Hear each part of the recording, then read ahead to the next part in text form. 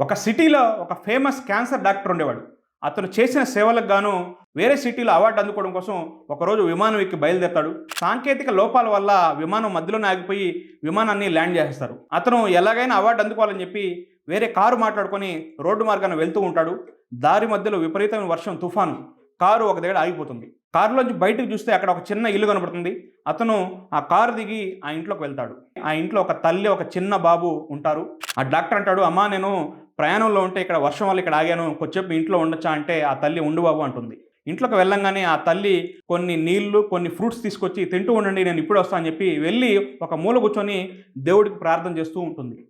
Doctor అవి తింటూ ఆమె వైపే చూస్తుంటాడు. కొద్దిసేపు తర్వాత ఆమె వస్తుంది. అప్పుడు డాక్టర్ అడుగుతాడు, "ఏమమ్మా, చాలా సేపు నుంచి ప్రార్థన చేస్తున్నావు, ఏం సమస్య?" అని అడుగుతాడు. అప్పుడు ఆమె అంటుంది, "ఈ అబ్బాయి నా బాబు, ఇతనికి ఒక విచిత్రమైన క్యాన్సర్ వచ్చింది. ఎంతోమంది డాక్టర్లు చూపించాం కానీ నయం లేదు. కానీ ఫలానా సిటీలో ఒక డాక్టర్ నన్ను విన్నాను. అతను కలవాలని చెప్పి దేవునితో ప్రార్థన చేస్తున్నా" అని చెప్పి ఆమె అంటుంది.